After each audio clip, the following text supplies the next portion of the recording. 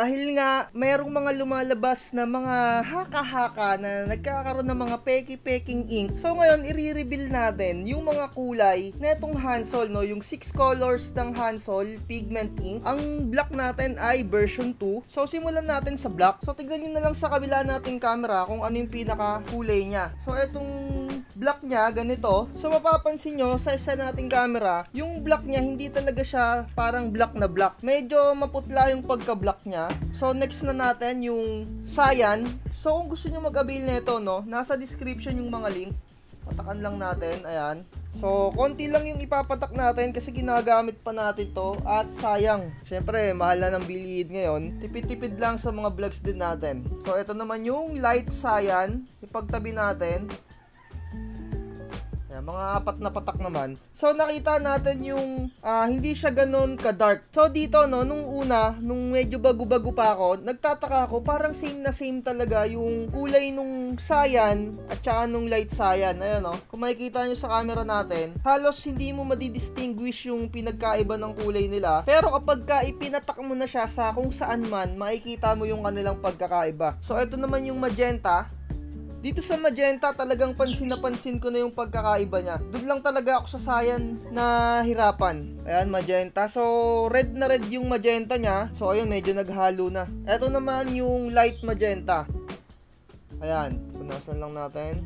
So, yung light magenta niya, no, medyo pinkish. So, yung pinakahuli natin, yung yellow, patak lang natin dito. Yung Hansol na to, kapag bago mo siya binili, nakasealed talaga siya. Pero kapag binutasan mo na ng konti, tapos sumasama yung kanyang seal dito sa pinakataas, ayan. Tapos kapag hinigpitan mo siya, halimbawa, higpit na higpit, or yung kahit hindi naman gaano kahigpit yung pagkakalak mo, nasisira yung bote niya, or yung takip ng bote niya. Ayan o, umaangat. So, kapag tatakipan nyo to, make sure lang na hindi ganun kalak na lock. Tapos yung kanyang parang pinaka-seal din dito sa may taas, medyo natatanggal dun sa bottle cap niya. So talagang dahan-dahan lang kayo dito na pag-lock. So itabi ko muna yung mga ink. Sa mga magtatanong, no, kung paano ko sila sinasalin, ginagamita ko sila ng syringe.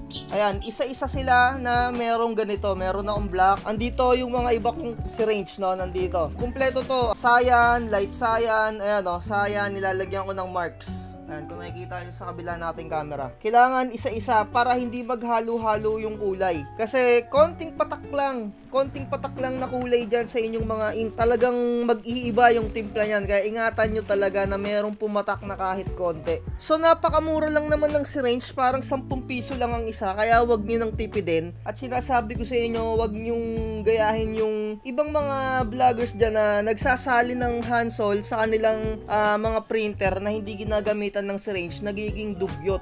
So eto, no, tignan natin isa-isa ng maayos sa camera natin. Ayan, no. Eto yung 6 colors ni Hansol. Tignan nyo na lang sa kabila nating camera. Black version 2, cyan, light cyan, magenta, light magenta, tsaka yellow. So ito yung mga kulay ng pigment ink na ginagamit ko. So red na red talaga yung magenta, light magenta, medyo ma-pink. So napakaganda ng output nitong mga Hansol na ink na to para sa akin. So far, wala akong planong magpalit ng kuyi. Ayan, o, goods na goods. So next time ikukumpara natin sa dye ink naman. So ngayon, eto pure pigment ink lang yung pinakita ko sa inyo. Next time, iba-vlogs din natin sa dye ink naman natin i-compare. So ayun lang, eto itatapon ka na to. Goods na to. Like, share, and subscribe. Comment down below kapag meron kayong katanungan dyan. Bye-bye.